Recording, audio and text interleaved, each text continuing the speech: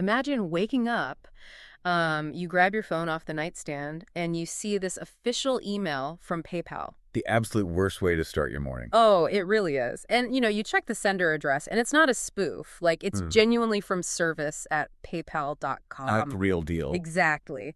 The DKIM signatures match. The SPF records are completely flawless. It is cryptographically verified by the servers. And the email says, you have just been charged 1,500 euros for a top-tier MacBook Pro. Cue the instant panic. Yeah, your brain just goes into overdrive. You didn't authorize this, right? So you feel like you need to reverse it right this second. And you see a customer dispute number at the bottom of the email, so you just dial it. Which is exactly what they want you to do. Right. But what you don't realize in that moment of, blind panic is that the email isn't actually the hack. Your panic is the hack. Yeah, it is really the ultimate weaponization of trust. I mean, the attackers are bypassing the multi-million-dollar email filtering infrastructure of the world's biggest tech companies. And they're doing it simply by using the platform's native features against the user. It's terrifying. It is. They're basically exploiting the space between the keyboard and the chair. Wow. And, that psychological exploit is really just the tip of the spear. So, welcome to today's deep dive. We are unpacking an incredibly rich audio broadcast from late 2025. And it's a fascinating one. It really is. It centers on a rare, completely unfiltered retrospective interview with a real cybersecurity titan, Rafael Hernandez. Yeah, a legend in the field, really. Absolutely. We are looking at a man who recently retired after a massive 36-year career as the Chief Information Security Officer, or CISO, at the giant energy group CEPSA, which is now operating as Moave.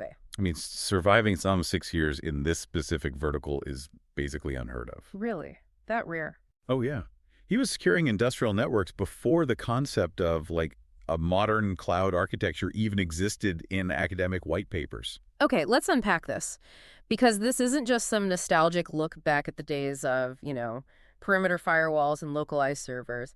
We are using his career as a lens to dissect how our digital society operates mechanically today. Right, it's a perfect case study. Exactly. Right. We are going to tear down the mechanics of modern cyber threats, starting with that terrifying PayPal scam, and then looking at massive regulatory fines for procedural negligence. The LastPass situation. Yeah, we'll get into that. And also examining how state-sponsored code is being used to literally halt physical cargo shipments. The geopolitical stuff is wild. It really is.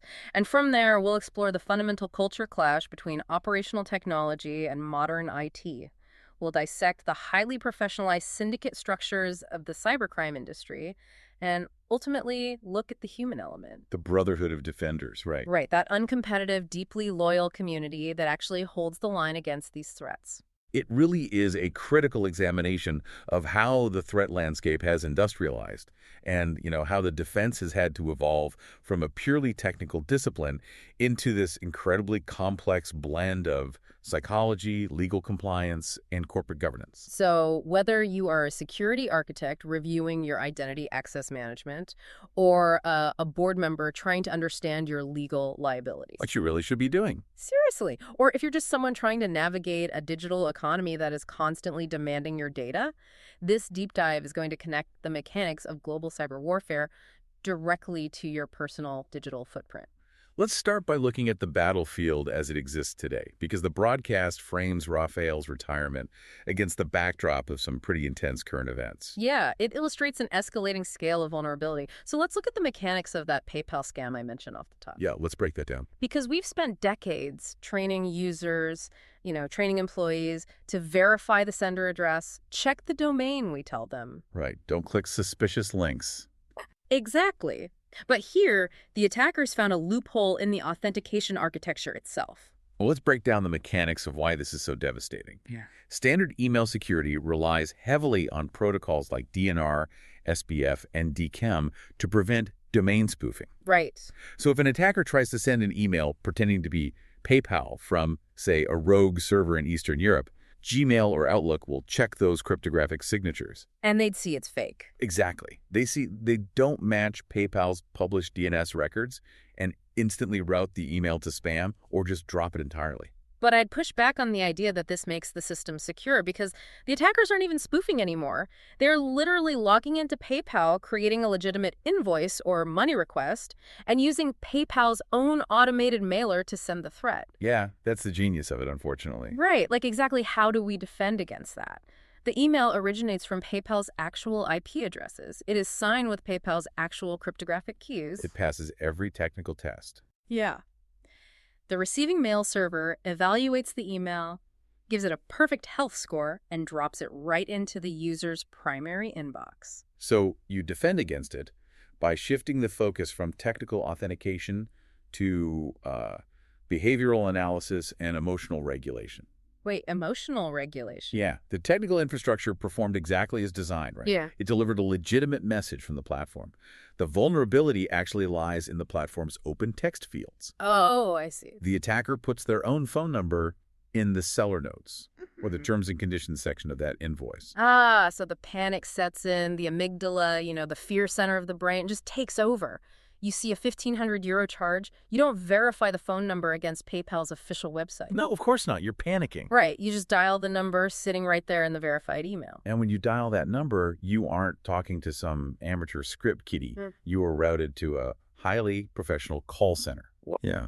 A trained social engineer answers the phone, calmly assures you that this is a fraudulent charge, and walks you through the steps to, quote-unquote, cancel the transaction. When in reality, they're hacking you right then. Exactly. They're guiding you through a live adversary in the middle attack. They're capturing your session tokens, or they're convincing you to install remote desktop software. That is just wild. So the defense here requires users to recognize the sensation of manufactured urgency. When an email creates a sudden massive spike in anxiety, that is the exact indicator of compromise. Oh, that's a great way to put it. Yeah. You must open a new browser window, navigate independently to the platform, and check the ledger yourself. It is basically weaponized urgency leveraging native platform trust. But, this kind of localized individual targeting scales up to the corporate level in a way that is just financially devastating. Oh, absolutely. Which brings us to the second incident discussed in the broadcast, the £1.2 million fine levied against LastPass by the UK Information Commissioner's Office, the ICO. What's fascinating here is that this incident is really a masterclass in the shifting regulatory landscape. The fine stems from a massive data breach in August 2022 that affected, I think, about 1.5 million users. Yeah, that's right. But the fine itself wasn't actually a punishment for the breach. It was a punishment for the architecture. Let's look at the attack vector because it fundamentally challenges how companies view endpoint security. The attackers didn't brute force LastPass's corporate servers. Right. They targeted a senior DevOps engineer. They managed to exploit a vulnerability in a third-party media server application, specifically Plex, that the engineer was running on his home computer. Just a personal media server. Exactly. And through that vulnerability, they installed a keylogger. Right, but a keylogger operating in a highly privileged context. Yeah. This wasn't just capturing standard everyday keystrokes. It was capturing the authentication flow of an engineer who literally held the master keys to the corporate kingdom. And the keylogger actually bypassed the endpoint detection and response, or EDR, software because it managed to embed itself in a trusted process space. So the attackers capture the master passwords, pivot into the corporate environment, and just exfiltrate the data. Now, historically, a company in LastPass's position would release a statement saying, we were the victims of a highly sophisticated targeted cyber attack by advanced threat actors. Right, they would play the victim card. Yeah, exactly. And for a long time, regulators kind of accepted that excuse. Being targeted by a sophisticated adversary was considered like a force majeure. But the UK regulator fundamentally rejected that premise here. They fined them £1.2 million specifically for procedural negligence. They concluded that LastPass failed to apply adequate technical and organizational security measures. Yeah. Wait, let's unpack the implications of that phrasing, because the regulator isn't analyzing the sophistication of the keylogger. Not at all. They are analyzing the corporate policy that allowed a DevOps engineer with root access to critical infrastructure to access those systems from a personal device running vulnerable third-party media software. And that is the crux of the regulatory shift. Regulators are punishing the failure in the process, not the outcome of the attack. That's a huge distinction. It is. If you have an engineer with that level of access, your architecture should mandate hardware security keys, strictly isolated corporate devices, and, continuous authentication checks that look for anomalies in behavior, not just static credentials. Right. The ICO essentially ruled that LastPass left the structural doors propped open. It totally redefines liability. Cybersecurity is no longer just about deploying the best defensive software. It is about proving to regulators that your internal procedures mathematically minimize risk. Exactly. Which is incredibly difficult when the threat landscape bleeds into global geopolitics, right? As we see in the third incident from the broadcast. Right, the PDVSA incident. Now, this requires a careful analysis because it moves us from financial crime to hybrid warfare. Before we get into that, I want to be extremely clear with you listening right now. We are impartially reporting the claims exactly as they are presented in the broadcast regarding the tensions between the United States and Venezuela. Right, just looking at the facts presented. Exactly. We are not taking political sides, nor are we validating the attribution. We are examining this incident simply to illustrate how cyber capabilities are deployed in modern geopolitical conflicts. It's an important distinction. So the broadcast highlights that PDVSA, which is Venezuela's state-owned oil company, publicly denounced a cyber attack, attributing it to the United States amidst severe political friction. Yeah. And the messaging surrounding the attack is where it gets really fascinating. PDVSA officially stated that the attack only impacted administrative systems, claiming core operations were unaffected. Everything is fine, basically. But yet, independent reporting from outlets like Reuters indicated persistent operational effects that actively halted physical cargo shipments. This is a textbook deployment of hybrid warfare doctrine. In a traditional kinetic conflict, you would disrupt an adversary's oil exports by, say, positioning a naval blockade or physically bombing a refinery. Right, very visible actions. But in a hybrid conflict, you achieve the exact same strategic objective, disrupting the economic engine, by deploying code into the operational technology environment. But look at the disinformation layer surrounding it. The conflicting reports are a critical component of the battlefield. The target company claims everything is fine, it's just an administrative glitch, while international monitors say, the ships aren't moving. Right. I'd argue that in these state-level attacks, controlling the narrative is almost as important as the code itself. Denying the operational impact serves to minimize the perceived dominance of the attacker and, prevent domestic panic. The technical truth becomes entirely submerged under geopolitical posturing. The network itself basically becomes the theater of war. And the convergence of IT and OT, so information technology and operational technology, is what makes this possible. How so?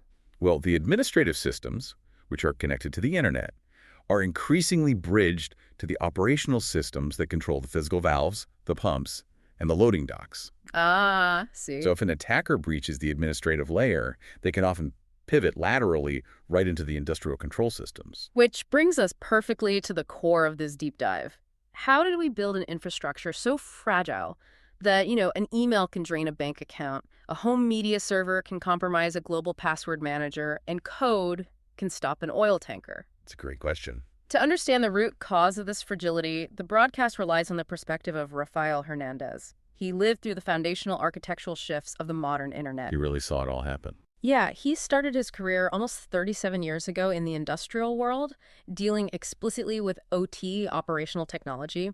He was managing the physical security and control systems of massive distillation towers in oil refineries. His vantage point is critical here because he witnessed the collision of two completely opposed engineering philosophies. When he started in OT, the security perimeter was physical and it was absolute. Right. A refinery control room was completely isolated. It was air-gapped. To compromise a distillation tower, an attacker physically had to bypass the security gates, walk into the facility, and interface with a localized SCADA system. The perimeter was finite, it was visible, but as his career progressed, the industry underwent this massive digital transformation. The isolation was completely dismantled in favor of efficiency. Yeah, the classic trade-off. We connected the SCADA systems to the corporate network, and then we connected the corporate network to the internet. We moved from protecting a localized physical perimeter to protecting infinite boundaryless data flows. And in doing so, we introduced the culture clash that Rafael identifies as the sort of original sin of modern cybersecurity. The broadcast frames this as the art versus science conflict. Let's break down that clash because it really explains so much of our current vulnerability. In the OT world, in the industrial sector where Rafael started, operations are treated as a rigorous, unyielding science. Right, very strict. Operators follow exhaustive manuals. Every procedure is meticulously mapped out.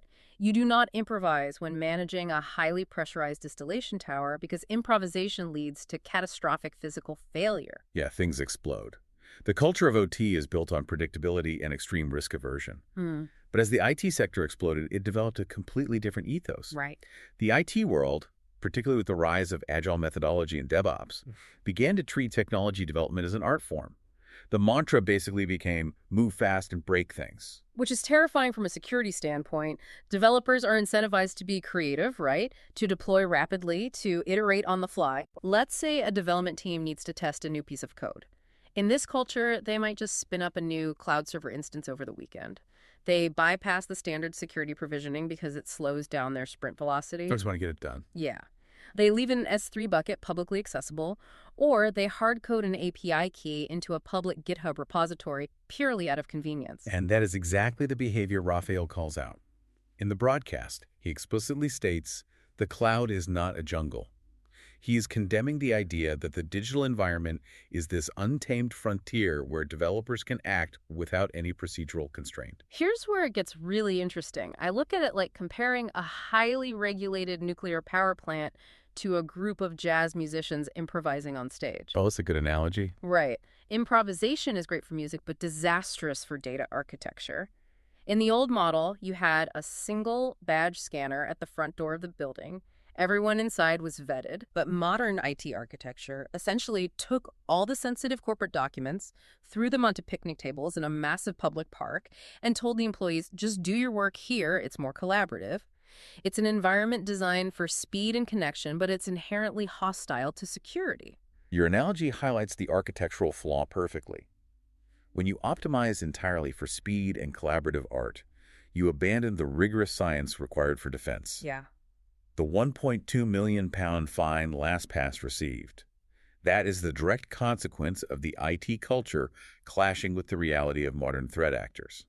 A DevOps engineer prioritizing convenience over isolation is an artistic indulgence that regulators will basically no longer tolerate. That makes total sense. Raphael's fundamental thesis is that the IT world must regress to the procedural discipline of the industrial world.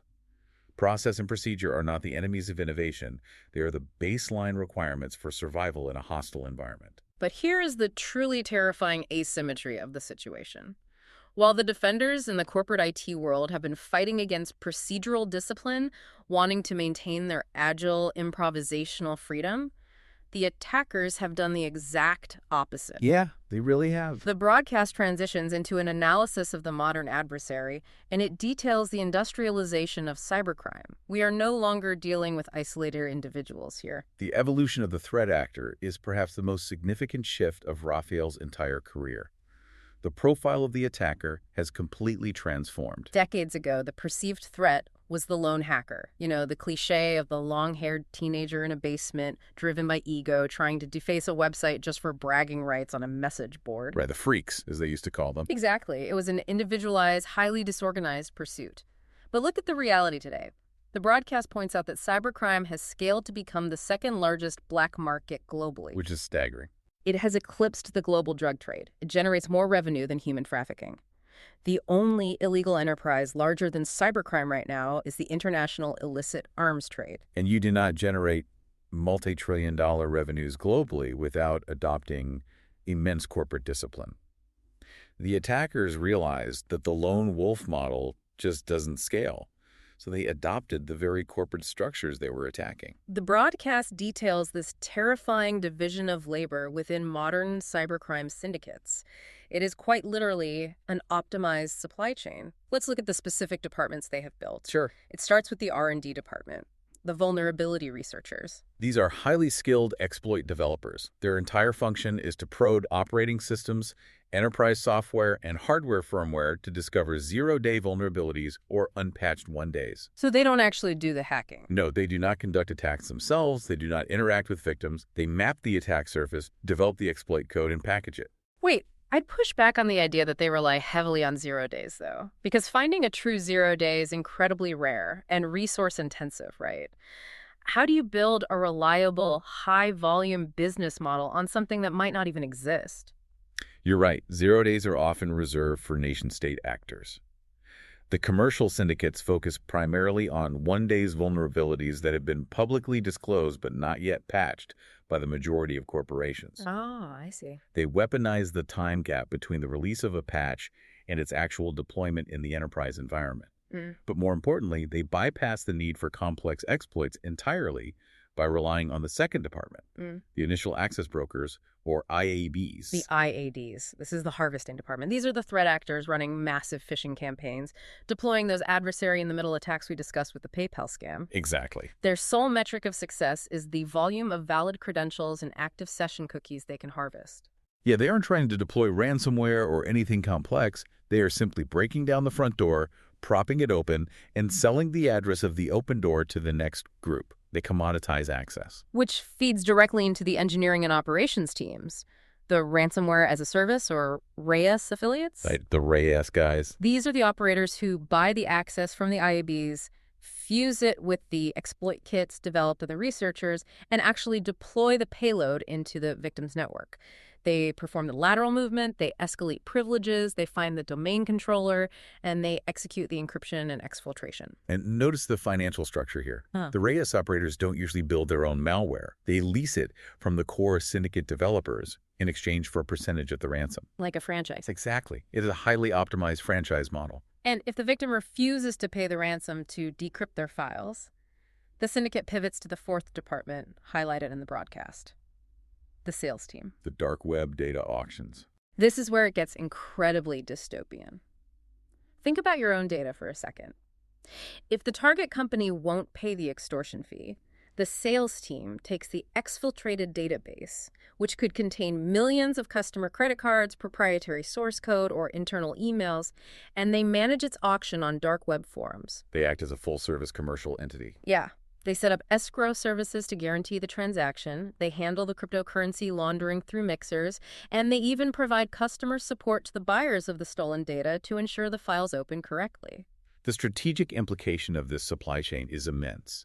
Because these syndicates operate entirely outside regulatory frameworks, they have zero compliance overhead. They don't pay taxes. Right. Their margins are astronomical. This creates a massive resource disparity.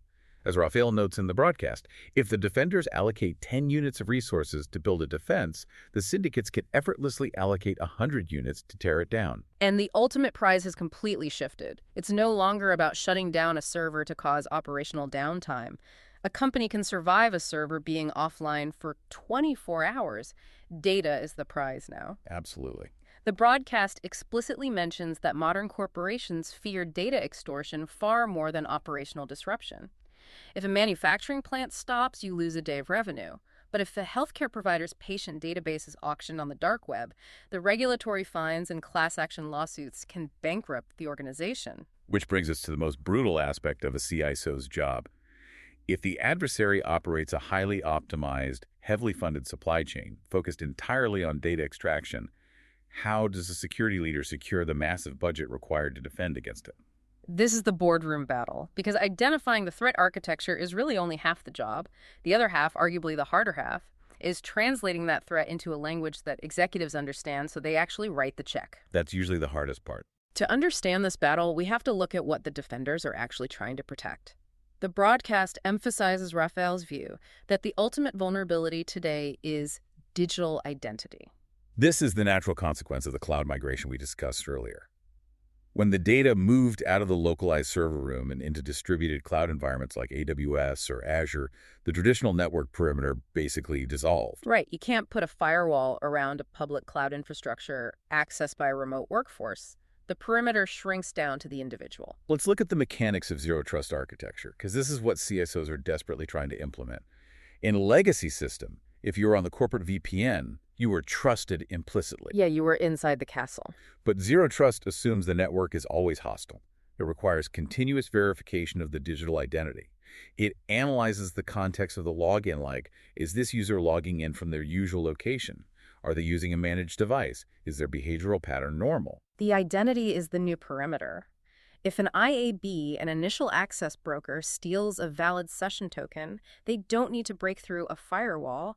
They bypass the infrastructure entirely because the system authenticates them as a legitimate employee. Exactly. Defending the digital identity requires complex, expensive implementations of contextual access controls and hardware-based multi-factor authentication. And now the CISO has to walk into a boardroom full of executives, people focused on EBITDA, shareholder returns, and market expansion, and ask for $10 million to implement this frictionless, invisible identity architecture. It's a fundamentally difficult pitch because corporate culture is historically reactive. Executives are trained to spend money to fix a machine after it breaks, to restore production. But the CISO is asking for millions of dollars to guarantee a negative outcome. Right. They're pitching the ROI of nothing happening. Give me $10 million, and if my team executes perfectly, absolutely nothing will change about your daily operations. It's a tough sell. Yeah. The broadcast details the 3 specific levers of persuasion that Raphael found necessary to break through that executive resistance and actually secure funding. The first lever is the most visceral and, unfortunately, the most common, experiencing an incident firsthand. Yeah, there is a psychological reality in corporate governance. The conceptual threat of a breach is easily dismissed as an IT problem.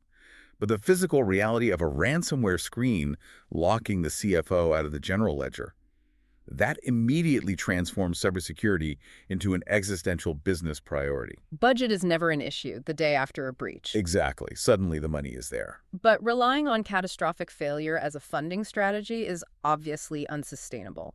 Which leads to the second lever, the fear of public reputation damage. The broadcast frames this as the why me factor. Right. I'd argue this is where the CSO leverages the actions of the syndicates against the board. Board members watch the news, they see the headlines about data auctions, they see the stock price of competitors plummeting after a breach. It's very visible.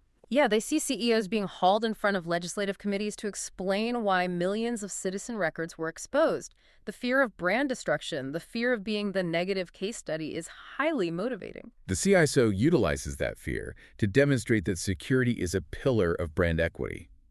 But if we connect this to the bigger picture, the third lever is arguably the most powerful in the modern era, and it ties back directly to the LastPass fine. The third lever is compliance and legislation. We are looking at massive regulatory frameworks here, the GDPR in Europe and the sweeping NIS2 directive. Let's unpack the mechanics of NIS2 because it completely changes the dynamic in the boardroom. NIS2 is revolutionary because it pierces the corporate veil. Historically, if a company was breached due to negligence, the corporation paid a fine, and perhaps the CISO was fired as a scapegoat. Right. But NIS2 elevates the responsibility directly to the management body. It mandates severe baseline security protocols across critical sectors, and it introduces the legal framework to hold board members personally liable for failing to oversee those risk management measures. Wait, personal liable, meaning the board members themselves can face legal consequences for an architectural failure. Yes. They can actually be temporarily banned from holding management positions. Suddenly, cybersecurity is no longer an abstract IT expense. It is a matter of personal legal compliance for the executives approving the budget. So the levers are pain, fear, and personal legal liability. It's a pretty grim reality. But I want to explore an alternative angle here. Are we entirely dependent on negative reinforcement? Is the industry doomed to only evolve when companies are terrified of fines or public embarrassment? Well, the leading organizations are transitioning past that. They are recognizing that robust digital identity management and verifiable security architectures can be positioned as a competitive advantage. Oh, that makes sense. If you operate a B2B SaaS platform and you can mathematically prove to your enterprise clients that your identity controls are superior to your competitors, security transitions from a cost center to a revenue driver. It becomes a core value proposition. Your data won't end up in a dark web auction if you partner with us. It is a powerful differentiator. Exactly. But even with the budget secured and the board aligned, consider the day-to-day reality of the practitioners. You have a team of defenders facing an industrialized, highly funded syndicate supply chain that operates 24/7. It's exhausting. The attackers only have to find one misconfigured API endpoint. The defenders have to secure millions of digital identities flawlessly every single second. The psychological toll, the burnout rate in this industry must be staggering. The burnout is a well-documented crisis within the profession. It is an environment of constant asymmetrical warfare. Which makes the next segment of the broadcast so vital because it pivots from the technical architecture to the human architecture. It explores the surprising secret weapon of the cyber Yeah, defenders. this is a great part. In the face of these syndicates and the immense corporate pressure, the defenders rely on something completely counterintuitive to the business world: radical, non-competitive collaboration. Let's look at the power of the cybersecurity community. The broadcast discusses the founding of the ISMS Forum in Spain. About 15 years ago, pioneers in the industry, including Rafael, established this nonprofit space, Right. and their motivation was stark. They founded it because resources were basically non-existent, the threat landscape was accelerating, and they explicitly stated they felt alone in danger. The culture of the cybersecurity community is a fascinating sociological anomaly. Look at adjacent high-stress corporate sectors. Look at investment banking or corporate litigation or algorithmic trading. Those cultures are defined by ruthless competition. Very true. A hedge fund manager will never share their trading algorithm with a rival firm. They compete for market share, for prestige, for bonuses. Their success is predicated on outmaneuvering their peers. But the dynamic is completely inverted in cybersecurity. The broadcast makes it clear that cyber professionals do not view each other as competitors. I'd argue this is because they are united by a common predator. The CISO of a major telecommunications company will sit down with the CISO of a rival telecom, and they will openly share highly sensitive threat intelligence. Without hesitation. Yeah, they will discuss the specific indicators of compromise they are seeing, the exact mechanics of the zero-day exploits hitting their firewalls, and the mitigation strategies that are actually proving effective. They collaborate because they understand that the ecosystem is interconnected. A vulnerability in a shared third-party vendor threatens everyone. Right. If the rival bank falls to a ransomware syndicate, that syndicate uses the capital from the ransom to fund R&D for an attack against your bank next month. Information hoarding is basically a fatal strategy. The defense relies on the tragedy of the commons being averted by sheer professional loyalty. And you could physically hear the depth of that loyalty in the broadcast. The radio show staged an incredible on-air ambush to celebrate Rafael's retirement. It was a beautiful moment. It was a brilliant piece of radio. While they are recording, a longtime colleague, Jose Ramon Monleon, literally walks into the studio unannounced. Just walked right in. Yeah. And then the host starts playing a cascade of voice notes from heavyweights across the industry. Men who are responsible for securing the critical infrastructure of an entire nation. We heard from Ivan Sanchez, Juan Cobo, Juan Carlos Gomez, individuals known by monikers like Happy and Justo Lopez. And these messages were not polished corporate PR statements. They were profoundly intimate. They humanized the entire discipline. He really did. They were thanking Rafael for his mentorship when they were junior engineers. They shared inside jokes about Avila, the medieval walled city in Spain, using the ancient physical walls as a metaphor for the digital perimeters they spent their lives trying to build. It was so clever. And there was constant friendly banter about football, the rivalry between Real Madrid and Atletico Madrid. What you are hearing in those voice notes is the actual out-of-band communication network that secures the digital economy. So, what does this all mean? Let's unpack the mechanics of that human network. Why is that banter so critical to the defense? Because formal threat intelligence feeds are slow. By the time a vulnerability is officially documented, analyzed, and pushed through automated feeds, the IABs have already harvested the credentials. Right, they're already inside. When a novel, fast-moving crisis hits, like the Log4j vulnerability, the official channels break down. The way the defense actually mobilizes is through the trust networks established over decades of mentorship. It is a WhatsApp message from Juan Rafael saying, "Are you seeing anomalous traffic on this specific port? We are getting hammered. Try this mitigation script." The human trust operates at a lower latency than the automated alerts. Exactly. When you listen to Rafael reflect on his 36 years, it is telling what he actually values. He didn't use the broadcast to brag about a specific zero trust implementation or, how he optimized a SIEM deployment. Not at all. His legacy, his proudest achievement, was navigating decades without a critical company-ending breach because he fostered this brotherhood. He built a community resilient enough to withstand the asymmetrical pressure of the syndicates. The technology was just the medium. The actual firewall was the human network. It is a profound reminder that while we obsess over algorithms and architectural frameworks, the ultimate defense mechanism is human competence and solidarity. And speaking of human behavior, the deep dive brings all of these massive abstract concepts: GDPR compliance, procedural negligence, biometric data processing crashing down into a highly relatable everyday scenario right at the end. we have to discuss the safe space segment regarding the company Christmas dinner. This raises an important question, and it bridges the gap between the CISO's boardroom and the employee's daily reality. It proves that the perimeter is everywhere. Picture the scenario. It's December. The company is hosting its annual holiday dinner. Employees are off the clock. The atmosphere is relaxed. People are drinking, socializing.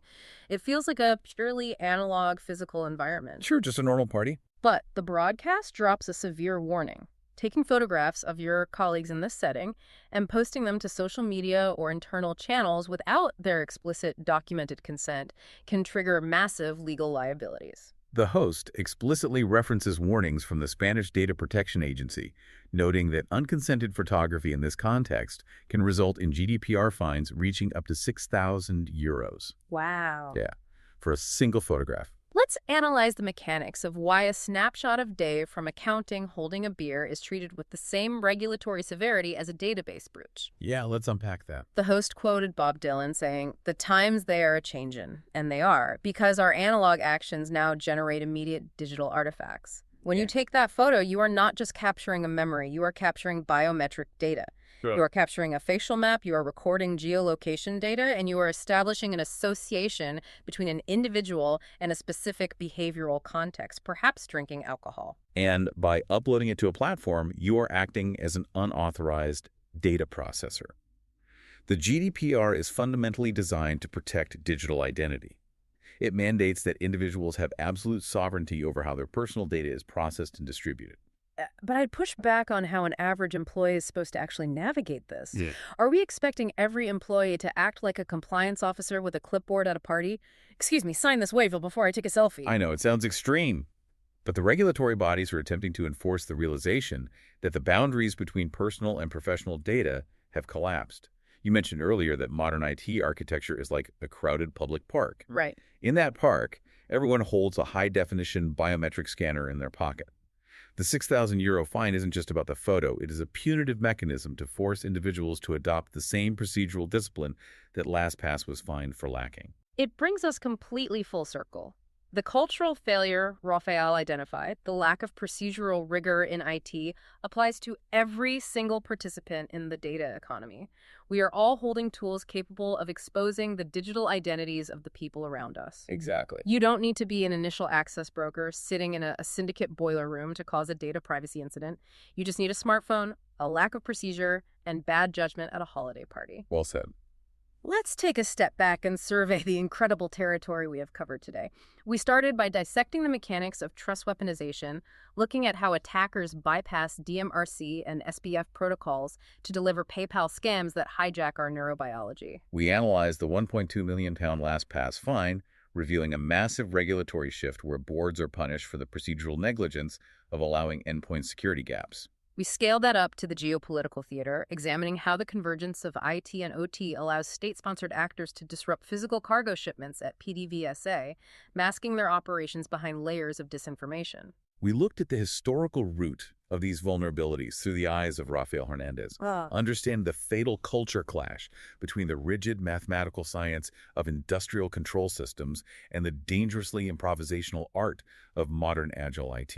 We broke down the industrialized supply chain of the modern adversary, the vulnerability researchers, the initial access brokers, the RIAS affiliates, and the dark web sales teams who basically corporatized extortion. We analyzed the boardroom battle to secure funding for zero-trust architectures, leveraging the pain of ransomware, the fear of brand destruction, and the personal legal liability of NIS2 directives. And yet, against that overwhelming mechanical threat, we found the ultimate defense in the uncompetitive, deeply loyal brotherhood of cyber professionals who rely on trust networks to outpace automated attacks. Bringing it all the way down to the realization that a single unconsented photo at a Christmas dinner makes us all active, regulated processors in this global data economy. I want to leave you with one final thought to mull over, building on the tension between the technology and the humans managing it. We have seen how the attackers have industrialized, stripping the human element out of their attacks to create highly efficient, ruthless, automated supply chains. Meanwhile, the defenders, despite managing billions of dollars in software, ultimately rely on human connection, mentorship, and loyalty to hold the line. It's a stark contrast. As artificial intelligence begins to rapidly automate both the generation of zero-day exploits and the contextual analysis of defensive architectures, as the machines take over more and more of the cognitive load on the battlefield, will the ultimate deciding factor in the future of cybersecurity be the sophistication of the algorithms we write or the resilience of the human trust we build with each other? That's the real question. Thank you for joining us on this deep dive. As you navigate your digital life today, take a moment to look at the authentication protocols you rely on, the procedures you enforce, and the human networks you trust. Stay curious, stay vigilant, and we'll catch you next time.